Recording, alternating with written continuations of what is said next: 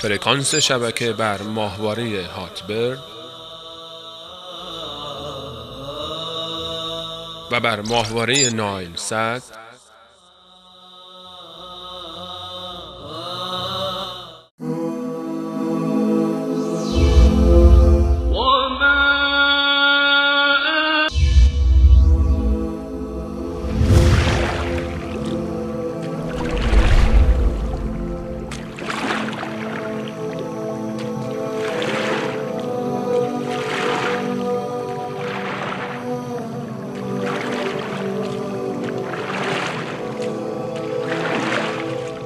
الحمد لله رب العالمين ولا عدوان إلا على الظالمين وأشهد أن لا إله إلا الله ولي الصالحين وأشهد أن محمدًا إمام المتقين نبينا محمد وعلى آله وصحبه أجمعين.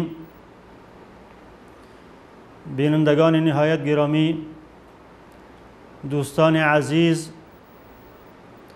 ان شاء الله در سلسله از درسها و برنامه‌های فقه الاحکام یا اینکه شرح احادیث احکام با عنوان احکام فقهی در پرتو احادیث نبوی خدمت شما دوستان عزیز هستم که ان شاء الله تبارک و تعالی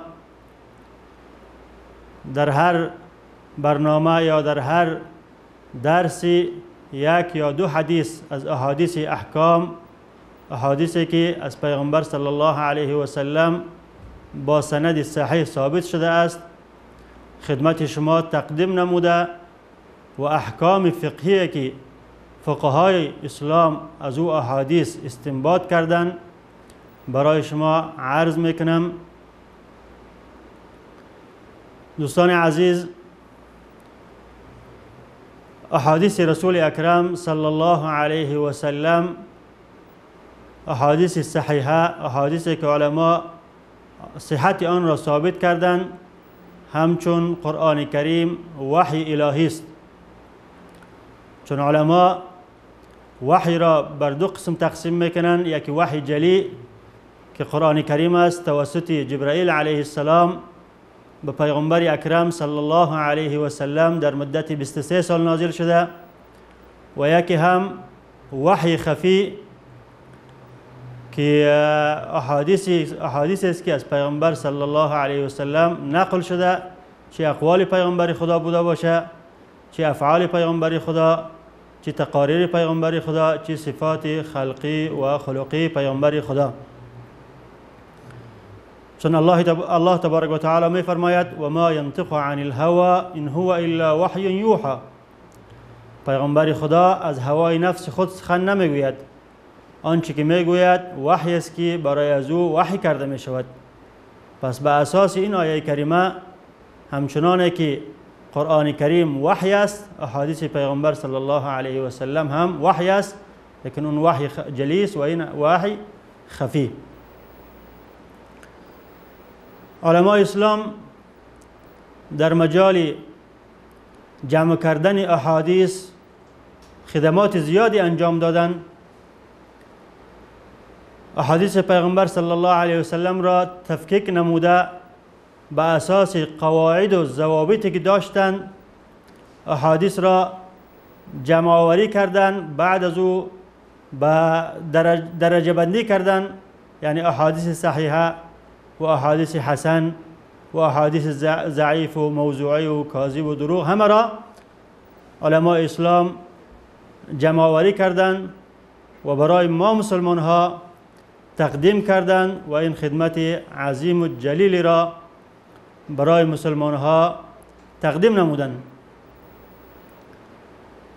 همچنانه که میبینیم صحاح سته، صحیح بخاری، صحیح مسلم، سنن ترمذی و سنن نسائی و سنن ابو داود و سنن ابن ماجه، این کتاب‌هایی است که احادیث پیغمبر صلی الله علیه و سلم را هر یک با قواعد و ضوابطی که داشتن جمع آوری کردن و همچنین دیگر علمای اسلام. امام مالک رحمت الله علیه مجموعه احادیث را جمع آوری کرده، کتاب به نام کتاب الموطا، و همچنین امام احمد بن حنبل مسند نوشته و همچنین امام شافعی مسند نوشته و دیگر علما حاکم مستدرک نوشته و همچنین ابن حبان صحیح نوشته و علمای زیادی در این مجال خدمات زیادی انجام دادن.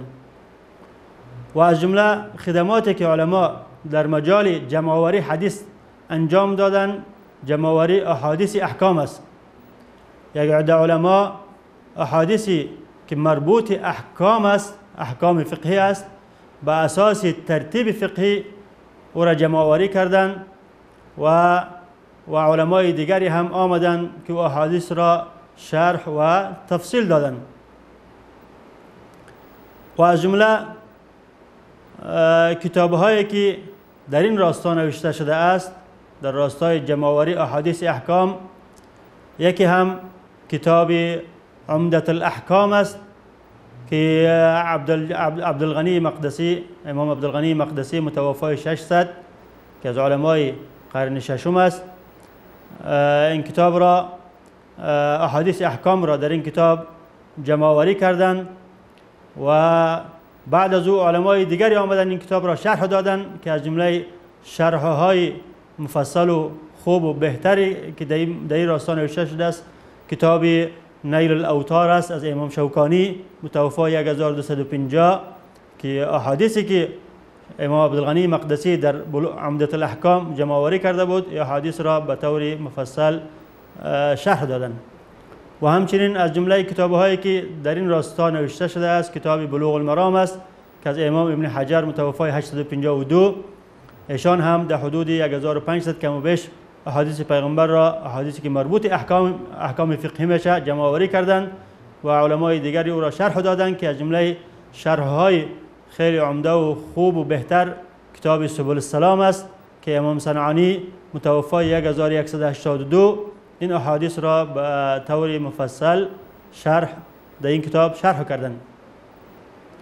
احادیث احکام که علمای اسلام جمع آوری کردند، احادیثی که صحت آن ثابت شده است تقریبا در حدود 1500 یا کم و بیش احادیث است که او را علما به ترتیب فقهی، یعنی به ترتیب فقهی، ترتیبی که علمای فقها او را مراعات میکنن که اول بخش عبادات را بیان میکنن که نماز و روزه و زکات و حج است و قبل از نماز چون طهارت شرط نماز است طهارت، و بعد از او بخش معاملات را بیان میکنن که شامل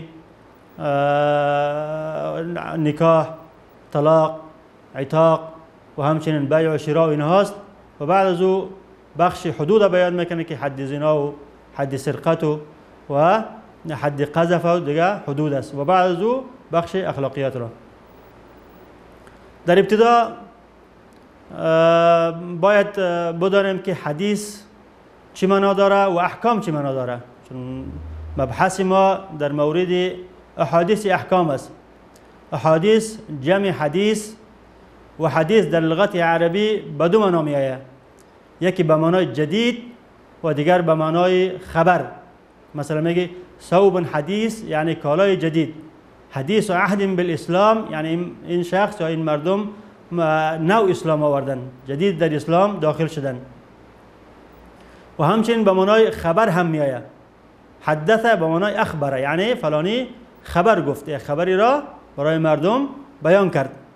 اما در اصطلاح علمای حدیث، علما دانشمندان اسلام حدیث را چنین تعریف نمودند که ما اثیر عن النبی صلی الله علیه و سلم من قول او فعل او تقریر او صفت خلقیه او خلقیه، هر آنچه که پیغمبر خدا صلی الله علیه و سلم نقل شده است، چه او قول باشه که پیغمبر صلی الله علیه و سلم او را گفته باشه، مثل که صحابی میگه که قال رسول الله صلی الله علیه و سلم، یا فعل باشه، فعل پیغمبر صلی الله علیه و سلم را صحابی نقل میکنه، میگه که رأیت النبی صلی الله علیه و سلم یفعل هذا الشیء، یا اینکه تقریر بوده باشه، تقریر به این معنا که در حضور پیغمبر صلی الله علیه و سلم یکی از صحابه کاری انجام داده، پیغمبر صلی الله علیه و سلم او را دیده و او را انکار نکرده، عدم انکار پیغمبر صلی الله علیه و سلم دلالت بر موافقتی از او میکنه و دلالت بر دلیل بودن همون کار، صحتی از او کار میکنه.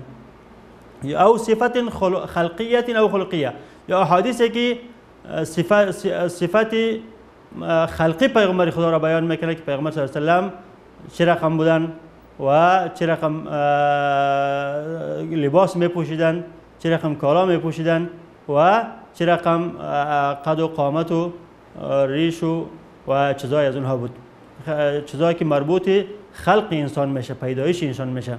یا صفاتهای خلقی پیغمبر صلی الله علیه و سلم بیان میکنه که پیغمبر صلی الله علیه و سلم چه رقم اخلاق داشت، چه رقم تعامل داشت، در خانه تعاملش چه رقم بود، با فامیل و با خانه خود تعاملش چه رقم بود، با پسران خود تعاملش چه رقم بود، با کلانات چه رقم تعامل داشت، با صحابه کرام چه رقم تعامل داشت. این است تعریف احادیث که جمعش مفردش حدیث است. اما احکام که صیغه جمع است و مفردی از او حکم است. حکم در لغت عربی به معنای منع است و همچنین قاضی را حاکم گفته میشه، خاطر که مردم را از ظلم منع میکنه. حکم روا را حاکم گفته میشه به خاطر که مردم را نمیبونه که یک به دیگر ظلم کنن. و اما در اصطلاح شرعی حکم این چنین تعریف میکنن فقها، احکام تکلیفی را طبعا این چنین تعریف میکنن که خطاب الشرع المتعلق بافعال المكلفين على جهات الطلب او التخير. خطاب شریعت شامل طبعا قرآن کریم و شامل احادیث پیغمبر میشه که او خطاب شریعت تعلق به چه بگیره؟ به افعال مکلفین کسایی که مسلمان هستن، عاقل هستن، بالغ هستن، به اونا تعلق بگیره. و همین خطاب یا به جهت طلب می باشه که طلب میشه، یعنی امر می باشه یا نهی می باشه، و امر یا الزامی می باشه و یا اختیاری، و همچنین نهی یا الزامی می باشه یا اختیاری. او التخییر یا به جهت اختیار می باشه، یعنی شریعت برای ما اختیار میده که تو این کارو بکن، یا میکنی هم اختیارت و نمیکنی هم اختیارت. با اساس این تعریف فقها احکام تکلیفی را به 5 قسم تقسیم کردن.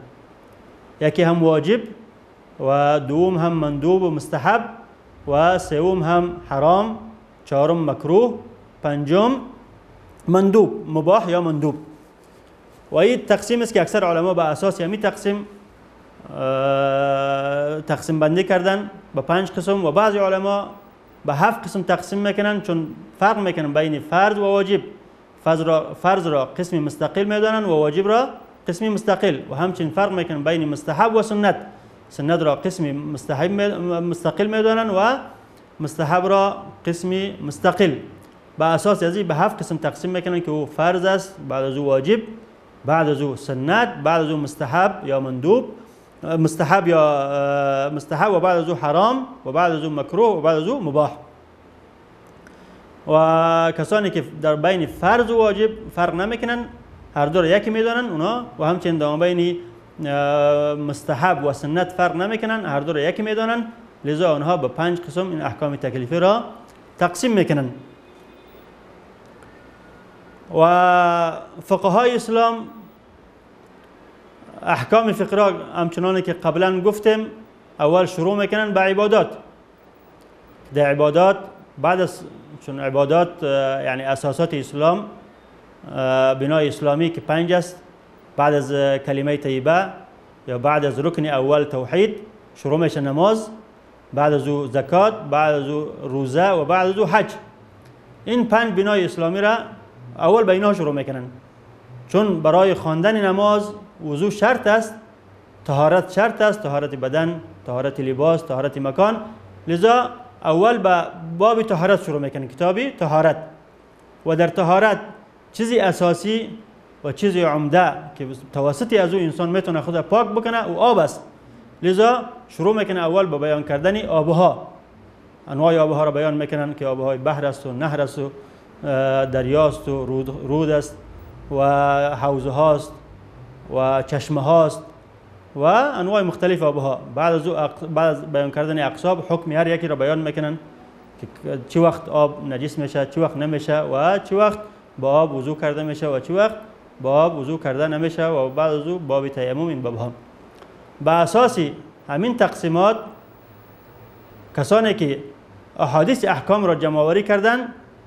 به اساس تقسیم فقهی جمع‌آوری کردن. یعنی اول احادیث را بیان کردن که مربوط کتاب طهارت میشه و شروع کردن به بیان کردن احکام آب. بعد از او احادیث را آوردن که مربوط کتاب نماز میشه، بعد از او احادیثی که مربوط کتاب زکات میشه و احادیثی که مربوط کتاب روزه میشه و بعد از او احادیثی که مربوط کتاب حج میشه و بخش معاملات، بخش عبادات گفته میشه و بعد از او شروع میکنن به بخش معاملات که اول شروع میکنن به کتاب نکاح، بعد از او طلاق و بعد از او چیزایی که مربوط از عتاق اینا و بعد از او شروع میکنن به کتاب بیع و شراء و ابوابی که متعلق به اینها میشه و بعد از او باز میپردازن به بیان کردن ابواب حدود. اولین بابی که در کتاب طهارت علما ذکر میکنن باب آب است و در این راستا اولین حدیث احکامی که علما ذکر کردن حدیث است که در مورد آب بحر، آب دریا وارد شده و این حدیث را حضرت ابو هریره رضی الله عنه روایت میکنه که پیغمبر اکرم صلی الله علیه و سلم در مورد آب دریا، آب بحر سوال کرده شد. پیغمبر صلی الله علیه و سلم در جواب فرمودن هو الطهور ماؤه الحل میتته. آب دریا پاک است، پاک کننده است و آنچه که در داخل دریاست، خود مرده ها، حیوانات دریا هم حلال است. دوستان عزیز، بعد از یک وقفه، یک میان برنامه کوچکی را مشاهده میکنیم. بعد از او خدمت شما دوستان عزیز هستیم در مورد و این حدیث پیغمبر اکرم صلی الله علیه و سلم را مفصلا با ترجمه راوی و احادیث و احکامی که مربوط به حدیث میشه خدمت شما تقدیم میکنم. با ما باشید ان شاء الله.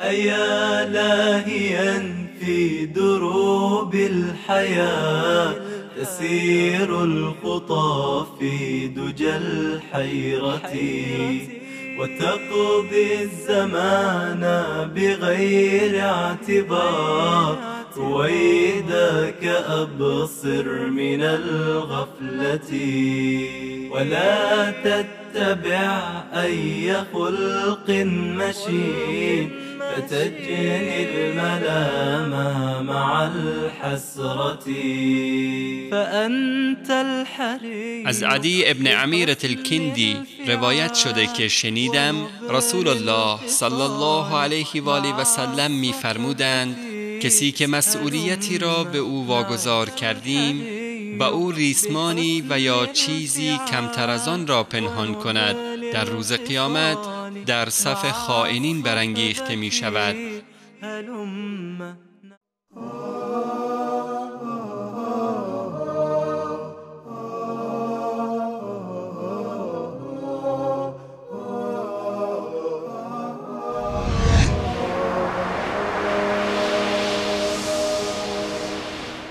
بسم الله الرحمن الرحیم. با سلام مجدد خدمت شما دوستان عزیز. قبل از میان برنامه حدیثی را که ابو هریره رضی الله عنه روایت میکند خدمت شما تقدیم کردم که حضرت ابو هریره میفرماید که پیغمبر صلی الله علیه و سلم در مورد بحر، در مورد آب بحر یا آب دریا فرمودند هو الطهور ماؤه الحل میتته و این حدیث را سنن اربعه روایت میکنه که ایشان سنن ابو داود و سنن ترمذی و سنن نسائی و سنن ابن ماجه، هر چهار سنن این حدیث را روایت میکنه و همچنان امام مالک در معطای حدیث روایت میکنه، امام احمد در مسند خود روایت میکنه و ابن حبان در صحیح خود هم این حدیث روایت میکنه و امام ترمذی از جمله علمایی است که وقتی حدیث روایت میکنه به اثر حدیث حکم میکنه، لذا بعد از روایت این حدیث میگه که هذا حدیث حسن صحیح.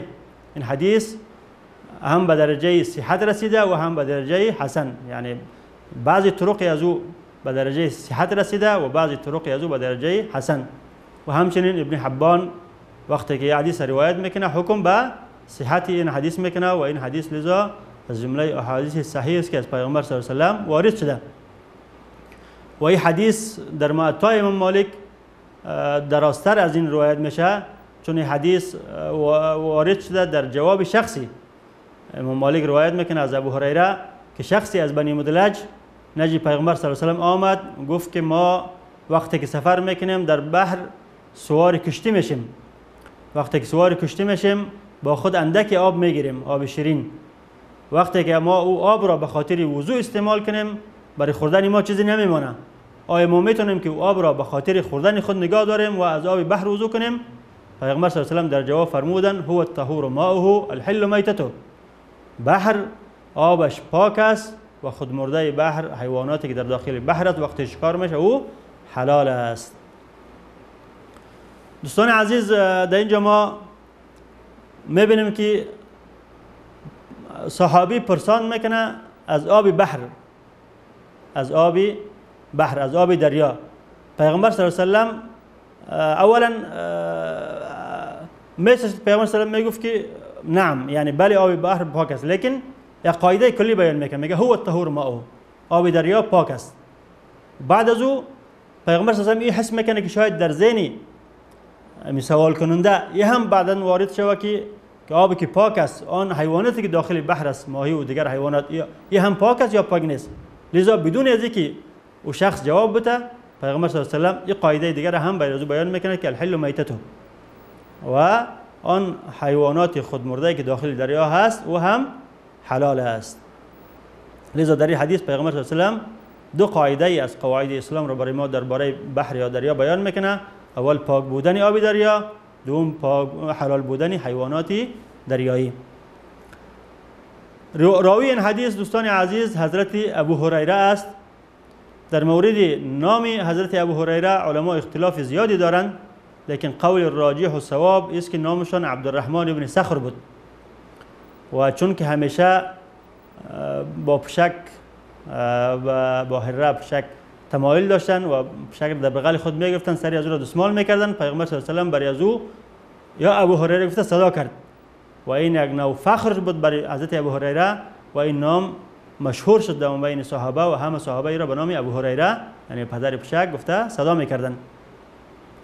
این صحابی بزرگوار در عام الخیبر، در سال خیبر به اسلام پیوست، آمد به مدینه منوره با پیغمبر صلی الله علیه و بیعت کرد و اسلام آورد و از پیغمبر صلی الله علیه و شاگرد خاص پیغمبر خدا بود و مدت 4 سال از شاگردی پیغمبر خدا را کرد و از پیغمبر خدا احادیث زیادی برای ما روایت کرد که تقریبا عدد احادیثش به 5374 حدیث میرسه که هیچ یکی از صحابه این عدد حدیث روایت نکرده.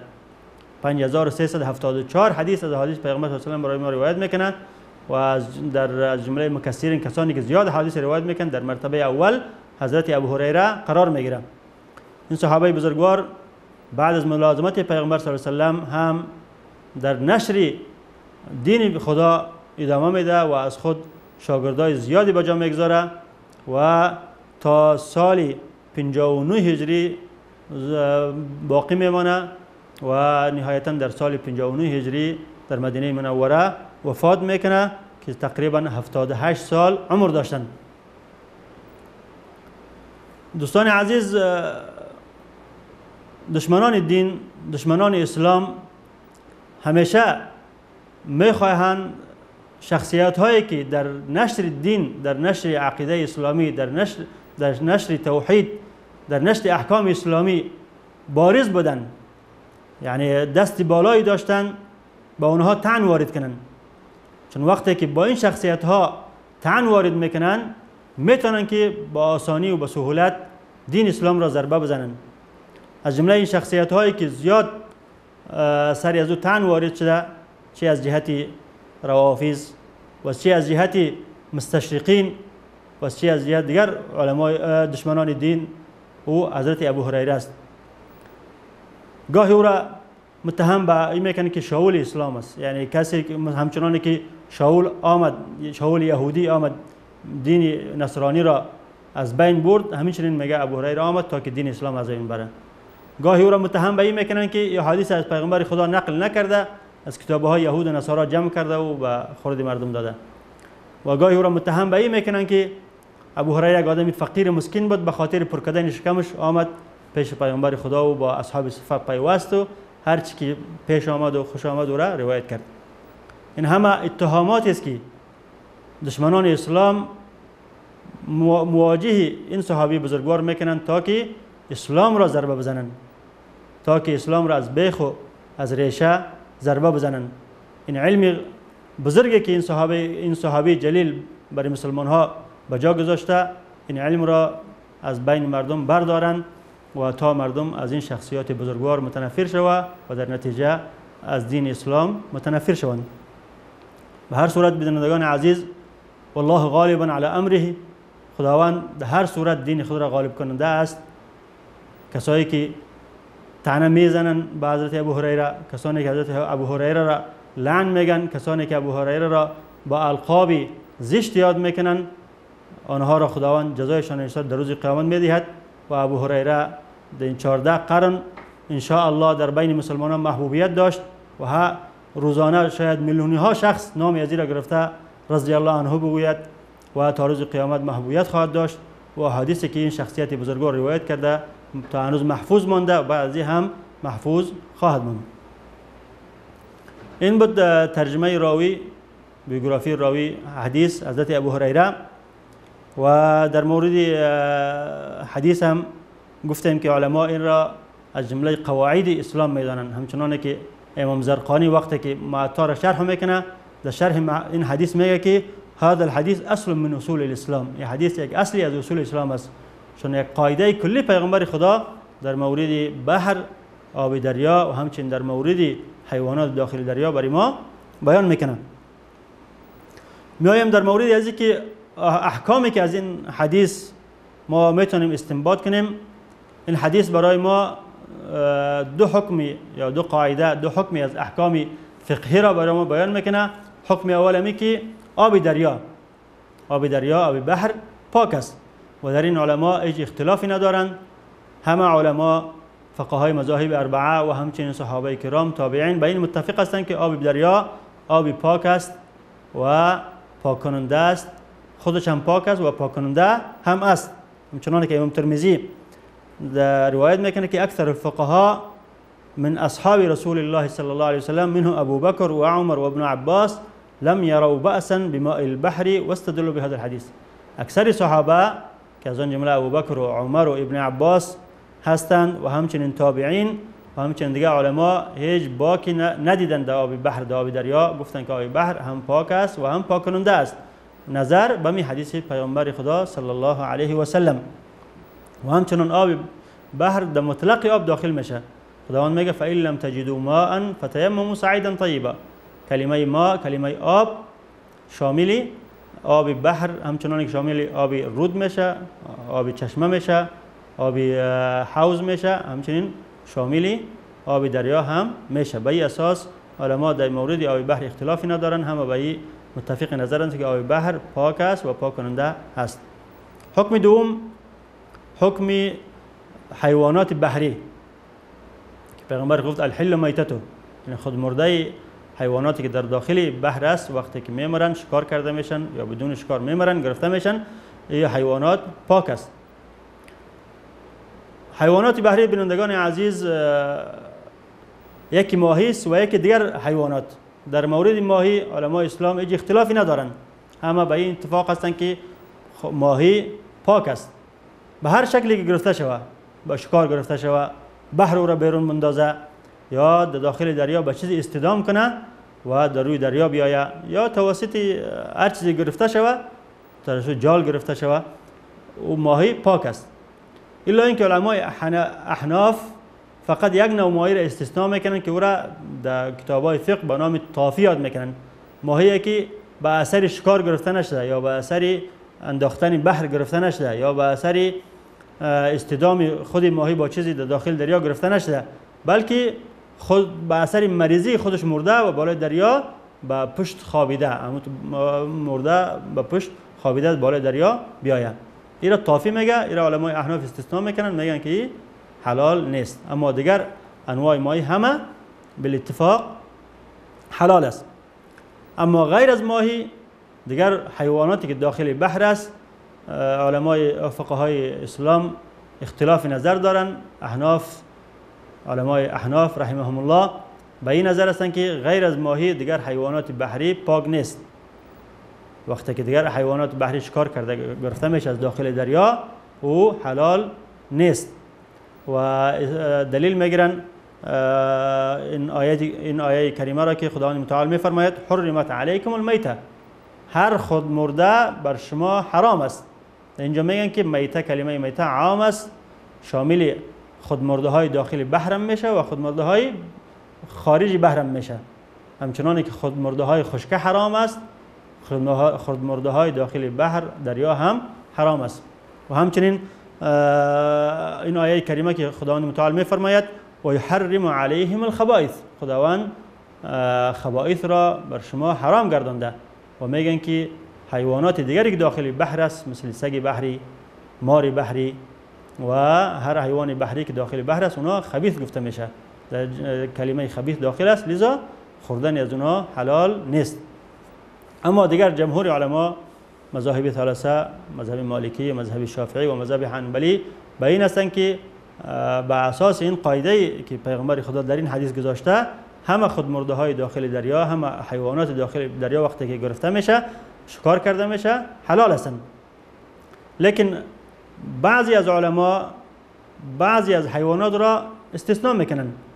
مثلا حنابلة حیوانات مضر را مثل موش، تمساح، مار اینا را استثناء میکنن، میگه اینا حلال نیستن چون اینا مضر هستند. و همچنین بعضی از علمای شوافی حیواناتی را استثناء میکنن که در خشکه هم حلال نیستن یا در خشکه نظیری دارن. مثلا سگ بحری خشکه چون نجیس است میگه که سگ بحری هم نجیس است. و همچنین خنزیر خشکه چون نجس است میگوین که خنزیر داخل دریا هم نجس است. به هر صورت این حدیث یک قاعده کلی را برای ما بیان میکنه و قاعده کلی این است که حیوانات بحری حلال است. و ان شاء الله به اساس از این قاعده کلی، به اساس این حدیثی که از پیغمبر صلی الله علیه و آله روایت شده، ما میتونیم بگیم که حیوانات بحری و قول راجح هم است که حیوانات بحری که انسان وقتی که نفس انسان بخواه، نفس انسان او را بخواه حلال است. اما وقتی که نفس انسان او را نخواه، نفس انسان او را بد ببینه، یک نفر خوش نداره که کرمکای داخل دریا را بخوره، اما او برای از او باز صحیح نیست که بخوره، چون نفس انسان او را وقتی که بد دید خوردنش درست نمیشه. در این حدیث بینندگان عزیز مختصرا چند فواید از این حدیث مداخل بیان میکنم. اول اینکه میبینیم که صحابه کرام چقدر حرص داشتن در طلب علم، که هر مشکلی که برشون پیدا میشد می آمدن پیش پیامبر صلی الله علیه و آله، از پیامبر صلی الله علیه و آله سوال میکردن. این حدیث افاده بر ما میده که صحابه کرام همیشه حریص بودن که هر حکمی از احکام شریعت را از پیامبر صلی الله علیه و آله یاد بگیرن و برای مردم برسانن. و دوم فایده از است که ما میتونیم از این حدیث استفاده کنیم که رکوب بحر یا سوار شدن کشتی جواز داره، چون صحابه کرام میگه که ما کشتی سوار شده در بحر سفر میکنیم، سفر در بحر هیچ اشکالی نداره. و همچنین یک قاعده کلی است در اسلام، در چی که وقتی که انسان سوال میکنه باید به قدری از او جواب داده شود. لیکن در اینجا میبینیم که مخالفت یک قاعده کلی شده به خاطر ضرورت. پیغمبر صلی الله علیه و آله از پیغمبر صلی الله علیه و آله سوال کرده میشه که تنها درباره بحر سوال میشه، لیکن پیغمبر صلی الله علیه و آله بیشتر از این سوال جواب میده، هم در مورد بحر جواب میده، آب بحر، و همچنین در مورد خودمرده های بحر. از این معلوم میشه که وقتی که ضرورت این تقاضا کند که از سوال کرده بیشتر جواب داده شود، هیچ اشکالی نداره که از سوالی که سوال کننده میکنه جواب دهنده از او کرده بیشتر درازتر جواب بده.